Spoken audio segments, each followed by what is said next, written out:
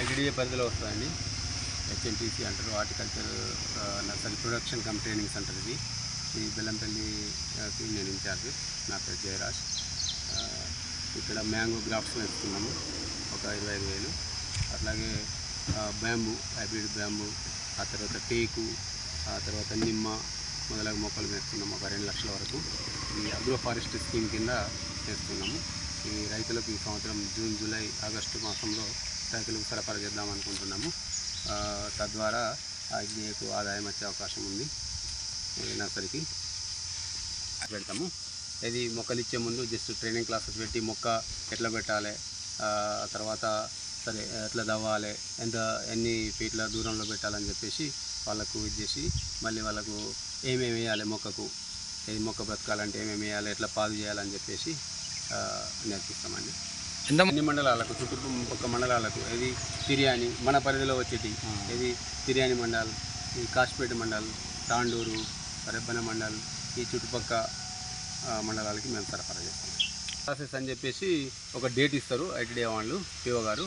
ఆ డేటుకు అందరినీ మేము ఇక్కడ పిలుచుకొచ్చి కూర్చోబెట్టి ఇవన్నీ ప్రాక్టికల్గా చూపించుకుంటూ వాళ్ళకి ఇవన్నీ చెప్పి మొక్కలు సరఫరా చేస్తాం. దాని కొరకు పైన గ్రీన్ నెట్, షేడ్ నెట్ ఇచ్చారు. ఆ తర్వాత మోటార్లు బాగా చేయించారు. వాటర్ గీటర్ మాకంతా సఫిషియెంట్గా ఉంది. వర్కర్స్ కూడా సఫిషియెంట్గా ఉన్నారు. ఇక నీళ్ళు పోసుకుంటూ మొక్కల్ని బ్రతికించి ఈ ఎండాకాలం రక్షించుకోవడానికి షేడ్ నెట్ అయితే ఉంది. ఇక వాటర్ సోర్స్ కూడా ఉంది కాబట్టి ఈ జూన్ వచ్చే వరకు మేము ఎండ నుండి కాపాడుతాం. ఆ తర్వాత సరఫరా చేస్తాం. మామిడి అంటారా? మామిడి ప్రతి మామిడి తోట ప్రతి ఐటీడీఏలో పిఓ గారు కండక్ట్ చేసింది ఓపెన్ యాక్షన్. మా తోట 3 సంవత్సరాల కొరకు 7,60,000 పోయింది. ఇప్పుడు వాళ్ళు 50% కట్టి తెంపుకోవాలి. కొద్దిగా అమౌంట్ కట్టి నీకు కొద్దిగా కట్టేది ఉంది. కట్టిన తర్వాత ఆయన తెంపుకొని పోతారు 3 ఇయర్స్కు. అతి బాధంలో ఒక 1 ఇయర్కి ఇచ్చినాము. అది పైసలు కట్టేసి తెంపుకుపోయాను. ఇక మిగతా అన్ని తోటలు అట్లాగే 3 సంవత్సరాల కొరకు ఇచ్చినాం. సంతోషంగా ఫీల్ అవుతున్నామండి. ఎందుకంటే మాకు కూడా ఇంట్రెస్ట్ నాకు ఇంకా 1 ఇయరే ఉంది.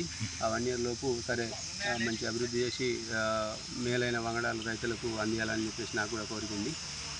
తద్వారా మనకు రైతులు చాలా ఇష్టం కూడా.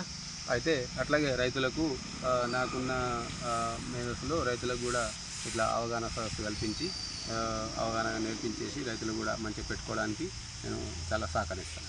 మా పై అధికారుల సూచనల మేరకే మేము పనిచేస్తామండి. పై అధికారులు ఏ విధంగా చెప్తే ఆ విధంగా మేము పనులు చేసుకుంటూ పోతాము.